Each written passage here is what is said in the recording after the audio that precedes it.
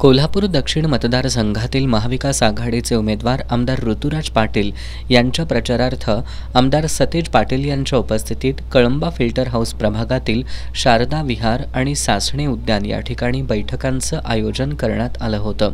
यावेळी बोलताना आमदार सतेज पाटील यांनी कोल्हापूरच्या विकासाचं ध्येय ठेवून आम्ही निवडणूक लढवत असून एक सुसंस्कारी आणि तरुण आमदार म्हणून ऋतुराज पाटील यांना पुन्हा एकदा विधानसभेसाठी संधी द्या असं आवाहन केलं। शहराच्या विकासाचा मास्टर प्लॅन तयार आहे। शहर डिसेंट्रलाइज्ड करून उपनगरांमध्ये देखील अनेक सोयीसुविधा उपलब्ध करून देण्यासाठी आमचा प्रामुख्यानं प्रयत्न असल्याचं त्यांनी सांगितलं। शहरातील सर्व रस्ते 100% पूर्ण करणं, शहरातील ड्रेनेज लाईन पूर्ण करणं यासाठी आमदार ऋतुराज पाटील आणि आपण प्रयत्नशील असल्याचं सांगत आमदार सतेज पाटील यांनी कोल्हापुरातील IT पार्कचा प्रश्न लवकरच मार्गी लागेल असं सांगितलं।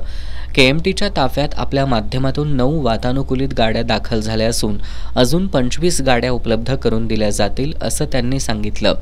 सामाजिक कार्यकर्ते दुर्वास कदम यांनी राज्यातील राजकीय परिस्थिती पाहता कुठं नेऊन ठेवलाय महाराष्ट्र माझा असा प्रश्न विचारण्याची वेळ जनतेवर आली असल्याचं सांगितलं। शिव, शाहू, फुले, आंबेडकर यांचे विचार संपवण्याचा प्रयत्न सरकार करत असल्याची टीका त्यांनी केली।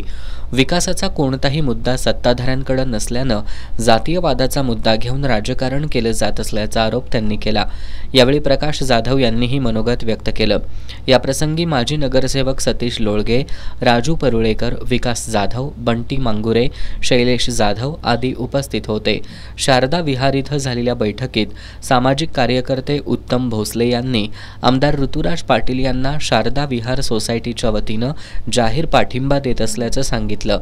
आमदार सतेज पाटील यांनी शारदा विहारमधील मतांचा विहार आमदार ऋतुराज पाटील यांच्या बाजूनं राहू द्या, शारदा विहारमधून आमदार ऋतुराज पाटील यांना मताधिक्य द्या असं आवाहन केलं। यावेळी अवधूत कुलकर्णी, संजय कुलकर्णी, संजय पोळ, राजेश भटकर, जालंधर हांडे, गजानन गोंगाणे, सुजय पाटील, मुस्ताक मुजावर, योगेश पाटील, गुरुनाथ नाईक आदी उपस्थित होते।